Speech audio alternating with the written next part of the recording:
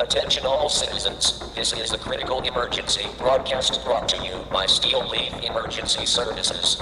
Approximately 5 days ago, an outbreak of the Uncoha virus occurred near the vicinity of Pit Valley. This virus poses an extreme threat to public safety and must be taken seriously. Steel Leaf authorities are working tirelessly to contain the spread of the virus and provide assistance to affected areas. However, we urge all citizens to remain vigilant and take necessary precautions to protect themselves. If you encounter anyone exhibiting symptoms of the Uncoha virus, such as aggression, disorientation, or unusual behavior, please report it to the nearest local authorities.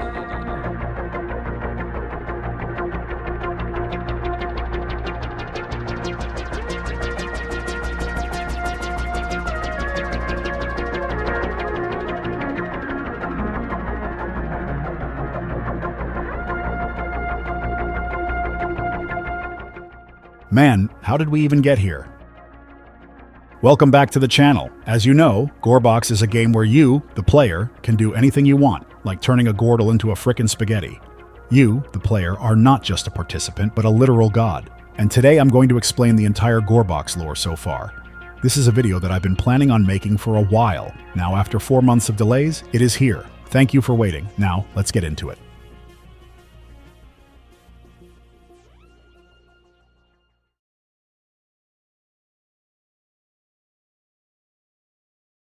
To understand the full picture, we need to start at the beginning, with the story of two scientists, Phil Timsky and Gary Sato. Two brilliant scientists, best friends who grew up together since childhood, who both liked science and technology. But as like any other stories, their partnership was destined to fall off.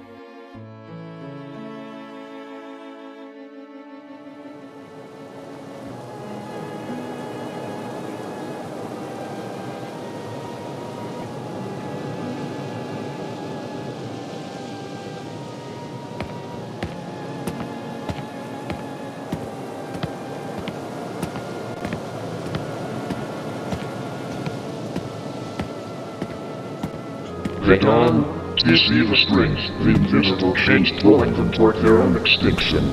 They just eat it up, like sheep to the slaughter. I watch them every day, their minds rotting away, filled with junk, lies, nonsense. And for what? For comfort. For convenience. I want them all dead. Every last one of those mindless garbage. It is the only way to fix this mess. The only way to cleanse this world of their filth. And when they are gone, when the world is finally rid of them, maybe, just maybe, there will be a chance for something better to grow from the ashes.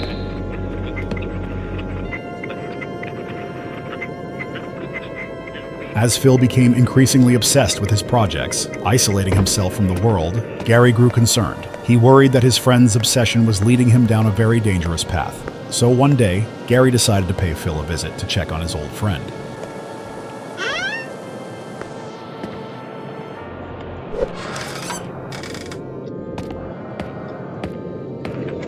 What Gary didn't know was that Phil had become paranoid, delusional from his isolation. When Gary entered his room, Phil mistook him for an intruder and, in a panic, fired a beam from his most dangerous creation, the Reality Crusher version 2. The Reality Crusher version 2.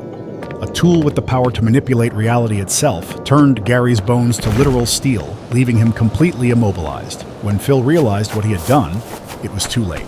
Gary was left with a permanent disability, unable to walk or move his limbs. This accident obviously broke their friendship, leaving both of them consumed by guilt, anger, and a desire for revenge.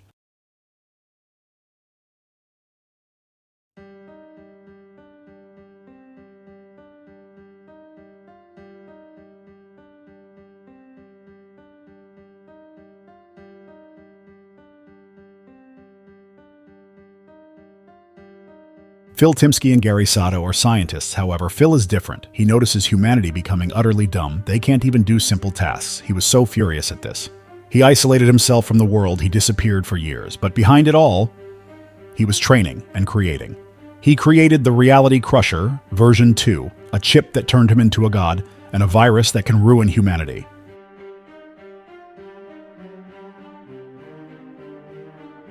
Attention all citizens, this is a critical emergency broadcast brought to you by Steel Leaf Emergency Services. Uncoha, a virus so deadly it nearly wiped out humanity. Developed by Phil Timsky, this virus was designed to transform humans into literal abominations. Hello? Sir, are you okay?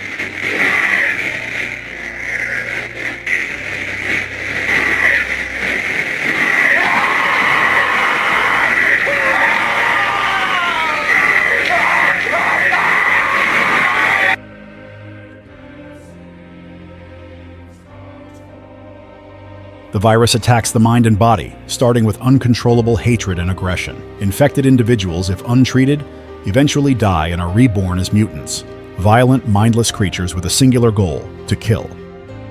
I think Uncoha infection progresses through stages, like for example from the Gordals, mindless, doll-like beings with severely lowered IQ, to the maniacs, who are consumed by an uncontrollable desire for violence, and finally to the mutants, essentially zombies that attack anything that moves.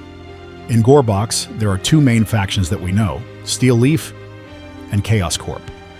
Steel Leaf are the good guys, located in a facility in the middle of a burning city. Chaos Corp are the bad ones, who are most likely the ones spreading the virus while Steel Leaf searches for a cure. The only NPC we know from Chaos Corp is the Fallen Soldier. While we don't know what NPC is under the Steel Leaf name, it may be the Divine Gordals, but who knows. Now we are going into the new lore. Be aware, this one is crazy.